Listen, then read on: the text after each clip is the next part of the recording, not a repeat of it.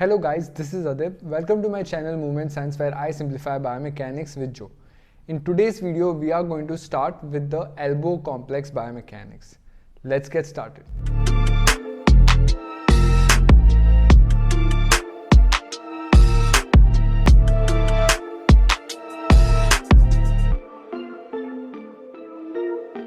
So today we are going to cover the introduction to elbow joint complex, right? What are we going to cover under this? The main function, and then how the joint is classified into total 4 parts, right? The humeroulnar joint, humeroradial joint, and then radioulnar, proximal and distal joint, right? So that's what we are going to cover, and then few more points under each of the joint. So starting with the function, as you know, our elbow joint helps in bending and extending your arm, right? So to lengthen and shorten the arm is its primary function, and apart from that it also provides the rotation through your radioulnar joint.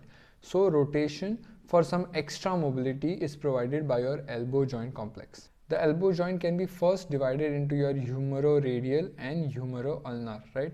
Over here I mentioned humeroulnar joint and radial. So the articulation between your humerus and ulna is your humeroulnar, and articulation between your humerus and the radius is your humeroradial.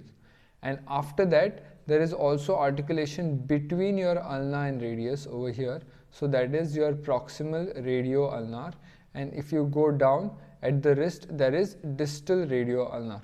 So those are the joints that we see at the elbow complex. Now the detailed aspect of how the articulation is happening and what exactly movement is seen at the elbow joint will be covered in the future topics. In this video, I'll just try to introduce you to all the components of your elbow joint, and then we will move into the details of it. So coming to this side, that is the humeroulnar and humeroradial, it is a modified hinge joint.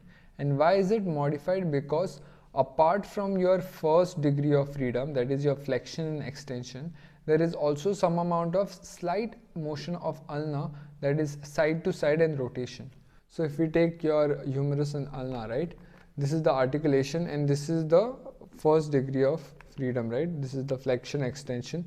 But apart from that, if you see, there is still some amount of space which allows slight amount of abduction, adduction and also rotation of the ulna, right? So this side to side and slight axial rotation movement that is seen at the ulna makes your elbow joint a modified hinge joint, right? Not a pure hinge joint. So that's all we have under the humeroulnar and humeroradial joint.